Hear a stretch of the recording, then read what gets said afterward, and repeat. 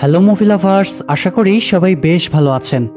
আমাদের আগের এক্সপ্লেন করা সিরিজগুলোতে আমরা খুব ভালো রেসপন্স পেয়েছি, তাই আজকে আরও একটা অসাধারণ সিরিজ নিয়ে আপনাদের সামনে হাজির হলাম, যার নাম হলো ক্রিমিনাল কোড, যেখানে আমরা এক দুর্ধর্ষ ডাকাত দলকে ধরার জন্য পুলিশের বিভিন্ন প্রচেষ্টা দেখতে পারবো।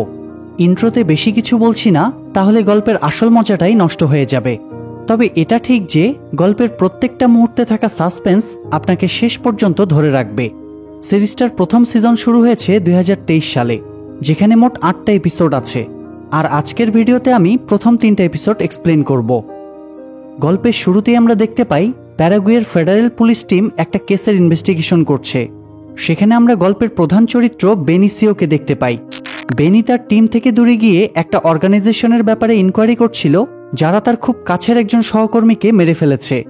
এদিকে তার বস রশি মনে করে যে বেনির হয়তো কাজের প্রতি মনোযোগ নেই, তাই সে বেনিকে ফোন করে জানায় যে সে তার জন্য একজন পার্টনারের ব্যবস্থা করেছে।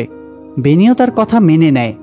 এরপর রশি সুয়ানা নামের একটা মেয়েকে তাদের অপারেশন হেডের কাছে পাঠায় বেনির সাথে কাজ করার পারমিশন নেওয়ার জন্য।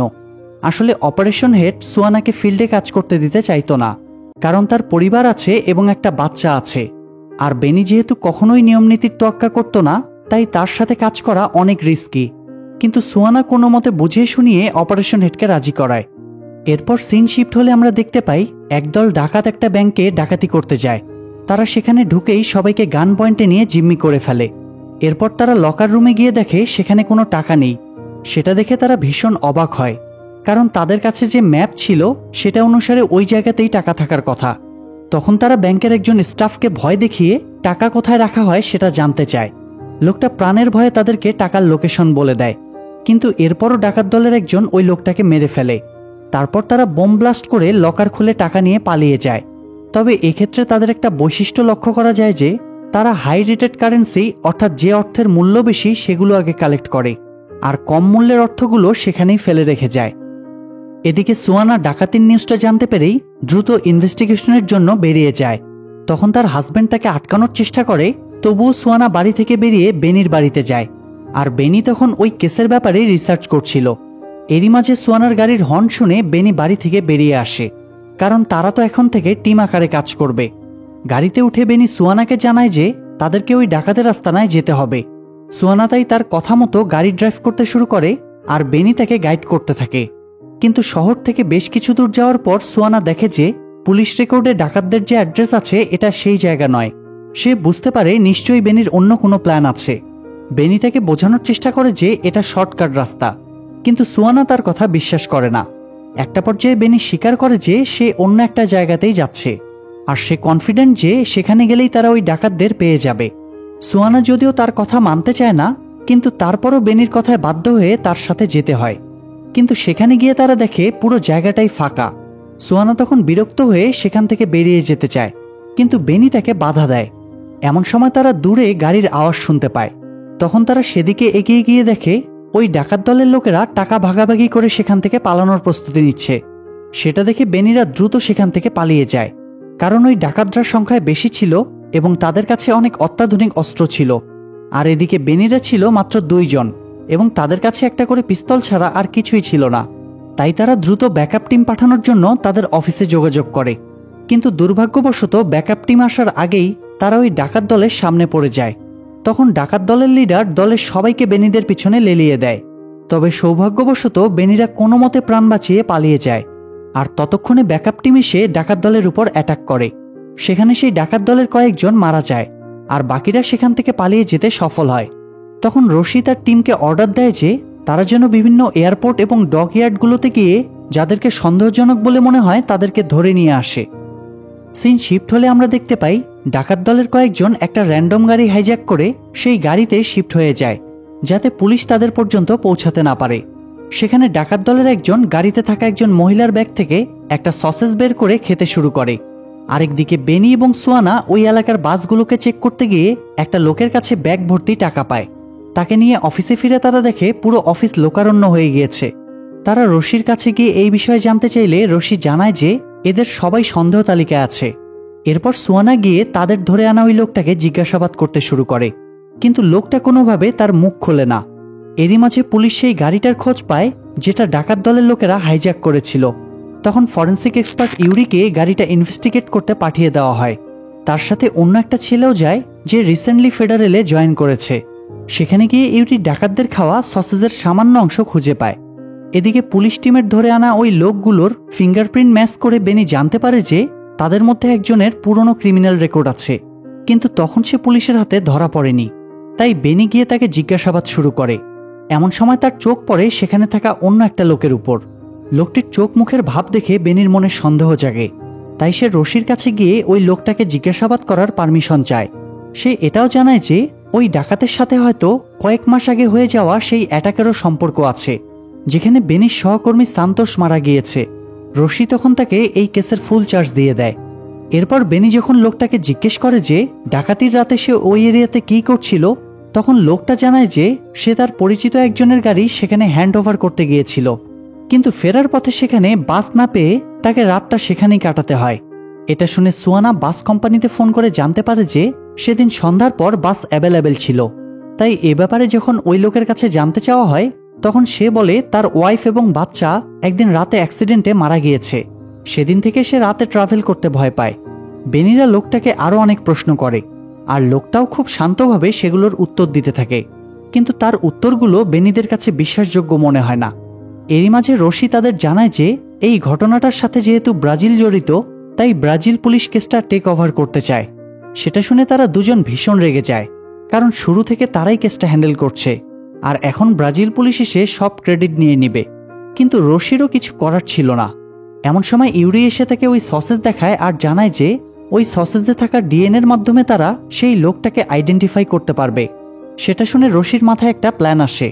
সে ব্রাজিলের অথরিটিকে কনভিন্স করে যে ফেডারেল পুলিশের হাতে কেসটা থাকলে দ্রুত সলভ হওয়ার সম্ভাবনা আছে, কারণ তাদের কাছে অত্যাধুনিক উপায়ে ডিএনএ টেস্ট করার সুযোগ আছে। অন্যদিকে ব্রাজিলিয়ান ডিএনএ টেস্টের রিপোর্টকে গ্রহণযোগ্য মনে করা হতো না। সৌভাগ্যবশত ব্রাজিলিয়ান অথরিটি রশির কথায় রাজি হয়ে যায়, আর কেসটা ফেডারেলের হাতেই থাকে। সেটা শুনে বেনি ভীষণ খুশি হয়। এরপর রশি তার কাছে জানতে চায় যে তারা যে লোকটার উপর সন্দেহ করেছিল তাকে জিজ্ঞাসাবাদ করে কোনো তথ্য পাওয়া গিয়েছে কিনা। বেনি তাকে জানায় যে তথ্য বের করার জন্য তাদের আরও কিছু সময় প্রয়োজন, কারণ তারা ওই লোকটার ছবি বিভিন্ন অর্গানাইজেশন এবং পুলিশ স্টেশনে পাঠিয়েছে। তাদের কেউ না কেউ নিশ্চয়ই লোকটাকে আইডেন্টিফাই করবে। কিন্তু রশি লোকটাকে ছেড়ে দিতে বলে, কারণ নিয়ম অনুযায়ী তারা বিনা দোষে কাউকে 12 ঘন্টার বেশি আটকে রাখতে পারবে না। তাই বেনি তখন বাধ্য হয়ে লোকটাকে ছেড়ে দেয়। এরপর সিন শিফট হলে আমরা একটা অদ্ভুত লোককে দেখতে পাই, যে কিনা টিভিতে ওই ডাকাতির নিউজটা দেখছিল। এরপর লোকটা গাড়ি নিয়ে কোথাও একটা যাওয়ার উদ্দেশ্যে রওনা হয়। তখন আমরা দেখতে পাই যে তাকে কেউ একজন ওই ডাকাতির কেসে সন্দেহজনক লোকদের লিস্ট পাঠিয়েছে। কিন্তু প্রশ্ন হলো তার কাছে কেন কেউ ওই লোকগুলোর লিস্ট পাঠাবে, আর এই লোকটাই বা কে? এই প্রশ্নের উত্তর জানার জন্য আমাদেরকে আরেকটু অপেক্ষা করতে হবে। এদিকে রশি হঠাৎ এসে বেনির কাছে ওই সন্দেহজনক লোকটার ব্যাপারে জানতে চায়। বেনি জানায় তারা লোকটাকে ছেড়ে দিয়েছে। তখন রশি তাদেরকে বলে যে আন্ডারকভার এজেন্টদের মধ্যে একজন ওই লোকটাকে আইডেন্টিফাই করেছে। লোকটার ক্রিমিনাল রেকর্ড আছে এবং তার নাম হলো সোলস। নামটা শোনা মাত্রই বেনির মাথায় আকাশ ভেঙে পড়ে, কারণ সে জানতো যে এই নামের লোকটাই সান্তোষকে খুন করেছে, আর বেনি এতদিন যাবৎ ওই লোকটাকেই খুঁজে বেড়াচ্ছিল। তো পরদিন একটা মিটিংয়ে রশি ওই ডাকাতদের ডাকাতির প্যাটার্ন নিয়ে আলোচনা করছিল। আগে ওই ডাকাতরা আচমকা হামলা করত, আর বেশিরভাগ সময়ই তারা রাস্তায় টাকা ভর্তি আর্মার ট্রাকগুলোর উপরে অ্যাটাক করত। এতে তাদের কাজও সহজ হতো এবং তারা দ্রুত পালিয়েও যেতে পারত। কিন্তু বর্তমানে তারা সম্পূর্ণ প্ল্যানিং করে সময় নিয়ে ব্যাংকগুলোর উপর সরাসরি অ্যাটাক করে, আর সেখানকার পুরো লকার খালি করে নিয়ে বেরিয়ে যায়। এসব কথা বলতে বলতে সেখানে ওই অদ্ভুত লোকটা এসে উপস্থিত হয়। সে জানায় যে তার নাম মন্টেরা। অপারেশন হেড তাকে সবার উপর নজর রাখার জন্য পাঠিয়েছে। রশি তাকে সাধারণভাবেই ওয়েলকাম জানিয়ে আবারও মিটিংয়ে মনোযোগ দেয়। সেই মিটিংয়ে জানানো হয় যে ডাকাতিটা আসলে কোনো সিঙ্গেল গ্যাং করেনি, অনেকগুলো গ্যাং মিলে একসাথে কাজটা করে, আর প্রত্যেক গ্যাংয়ের উপর ভিন্ন ভিন্ন দায়িত্ব দেওয়া থাকে। তার বাইরে তারা কিছুই জানতে পারে না। সেটা শুনে মন্টেরা বলে ওঠে, আর এই পুরো বিষয়টাকে মেনটেন করে একটা অর্গানাইজেশন। সেখানে থাকা মাস্টারমাইন্ডরা প্ল্যানের সব ডিটেলস জানে এবং বাকিদের গাইড করে। বেনি তার মুখে এই কথাটা শুনে অবাক হয়, কারণ এই ইনফরমেশনটা তাদের কাছেও ছিল না। আর মন্টেরা তো সবেমাত্র তাদের সাথে জয়েন করেছে, তাহলে সে এত কিছু কিভাবে জানল? তবে এটার উত্তর জানার জন্য আমাদের আরেকটু অপেক্ষা করতে হবে। এরপর আমরা দেখি যে সোলস তার আস্তানায় গিয়ে তাদের গ্রুপের একজনের কাছে জানতে চায় যে তার ব্যাগটা কোথায়। ব্যাগের কথা শুনে লোকটা ভীষণ ঘাবড়ে যায়। আসলে সোলসই ওই গ্রুপের লিডার ছিল, আর সেদিন পুলিশের হাত থেকে বাঁচার জন্য সে দেশ ছেড়ে পালাতে চেয়েছিল। কিন্তু এয়ারপোর্টে গিয়ে দেখে সেখানে অলরেডি পুলিশ চেকিং শুরু হয়ে গিয়েছে। তাই সে তার কাছে থাকা টাকার ব্যাগটা এয়ারপোর্টের একটা ডাস্টবিনের ভেতর লুকিয়ে ফেলে, আর তার একজন সহযোগীকে ওই ব্যাগটা কালেক্ট করে নিয়ে যাওয়ার জন্য ইশারা করে। তো এখন যখন সে ওই লোকটার কাছে তার ব্যাগের বিষয়ে জানতে চায়, তখন লোকটা বলে যে ব্যাগটা হারিয়ে গিয়েছে। সে ওই ডাস্টবিনে গিয়ে খুঁজেছিল কিন্তু পায়নি। তবে সোলস তার কথায় বিশ্বাস করে না। সে ভেতরে গিয়ে তার পিস্তলটা বের করে ওই লোকটার পায়ে গুলি করে। তখন লোকটা যন্ত্রণায় চিৎকার করতে করতে আসল সত্যিটা স্বীকার করে নেয়। আসলে অন্য একটা গ্রুপ তাকে হুমকি দিয়েছিল যে ওই ব্যাগটা সে তাদেরকে না দিলে তারা তার ফ্যামিলিকে মেরে ফেলবে। তাই সে বাধ্য হয়ে ব্যাগটা ওই গ্রুপকে দিয়ে দেয়।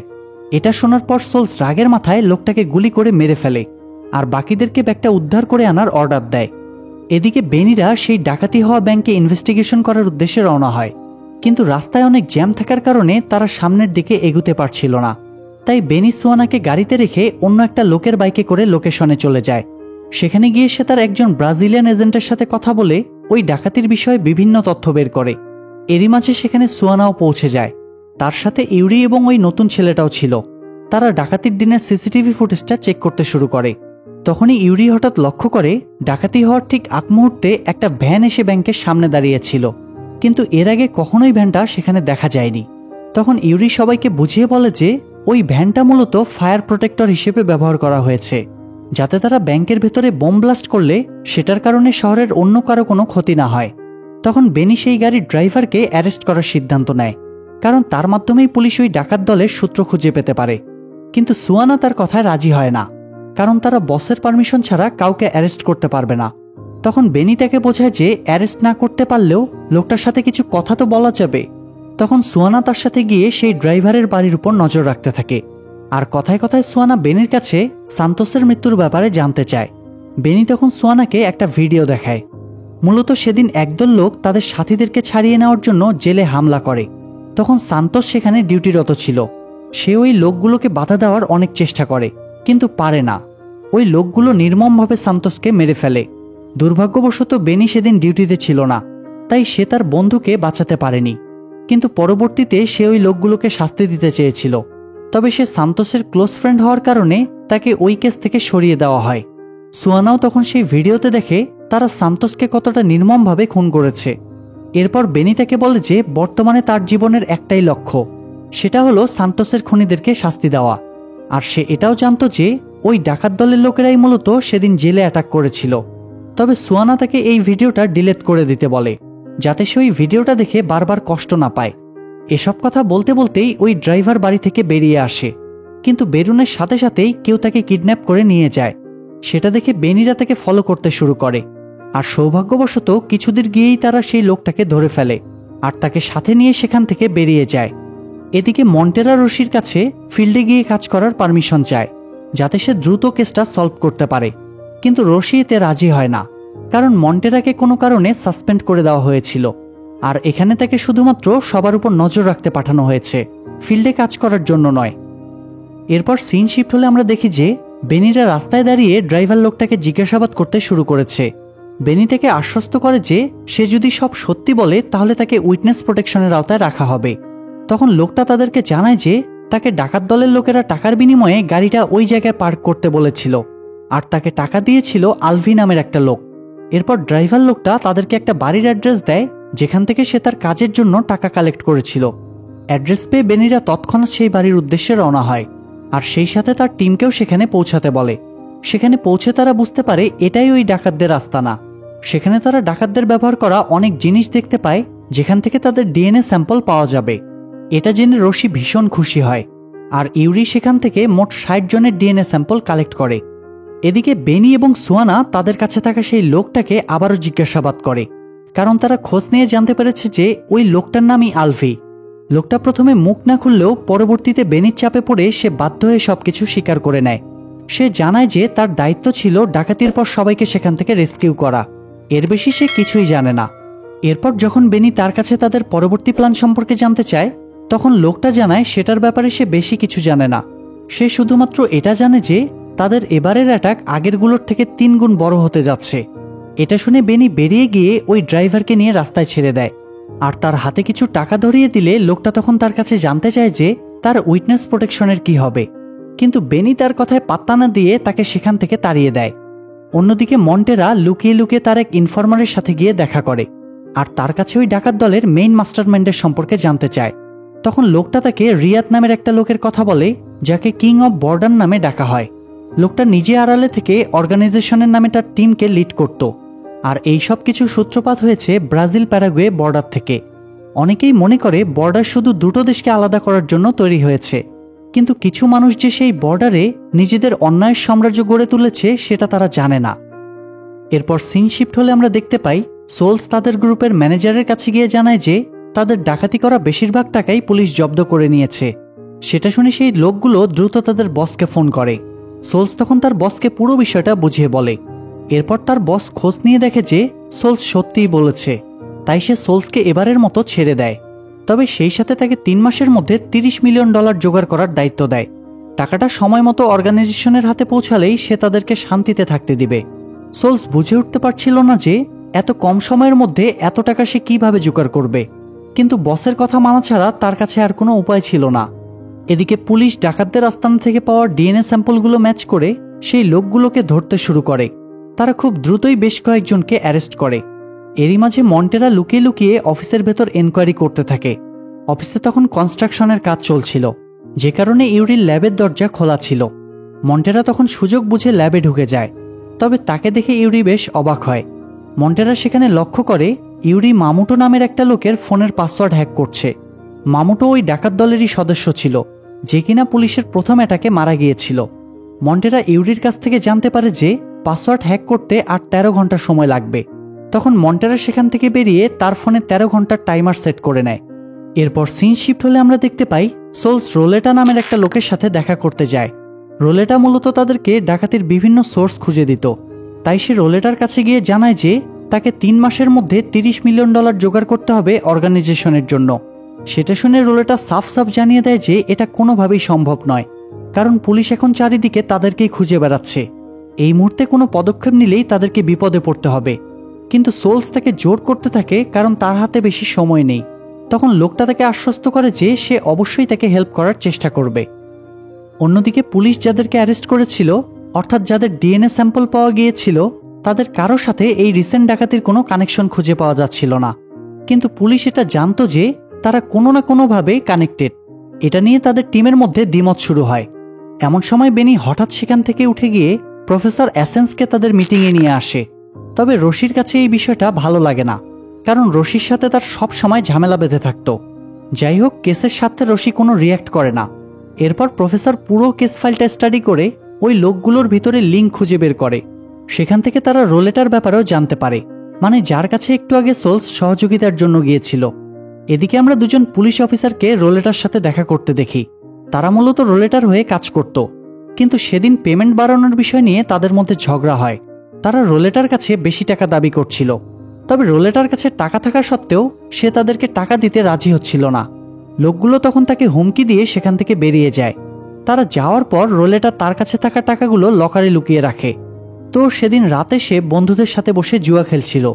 সেখানে তার হাতে ভালো কার্ড আসায় সে তার কাছে থাকা সব টাকা জুয়ায় লাগিয়ে দেয়, কিন্তু দুর্ভাগ্যবশত অন্য একজনের কাছে তার থেকেও ভালো কার্ড ছিল, তাই অন্য লোকটি বাজিতে জিতে যায়।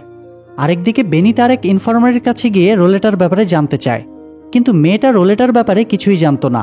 তখন বেনি তাকে দ্রুত খোঁজ খবর নিয়ে ইনফর্ম করতে বলে সেখান থেকে বেরিয়ে যায়।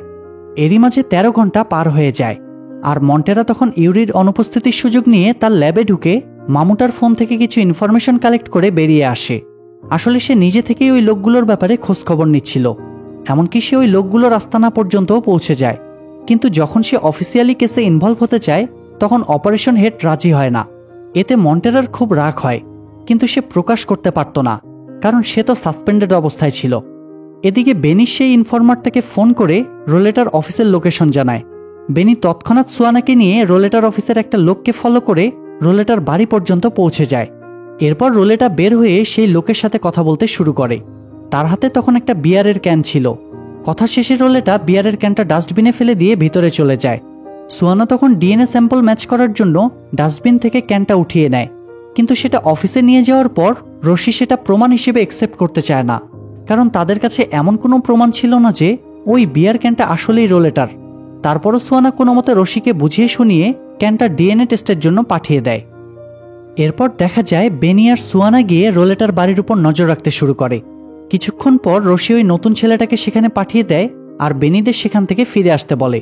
যদিও বেনি রাজি হচ্ছিল না, কিন্তু রশির কথা থেকে বাধ্য হয়ে ফিরে আসতে হয়। এরপর ওই নতুন ছেলেটা রোলেটার বাড়ির উপর নজর রাখতে শুরু করে। কিছুক্ষণ পর সেখান থেকে বাইকে করে একটা লোক বের হয়। তাকে দেখে ছেলেটা মনে করে সেই হয়তো রোলেটা, তাই সে ওই লোকটাকে ফলো করতে শুরু করে। সেই সাথে সে বাকি টিম মেম্বারদেরও জানিয়ে দেয়।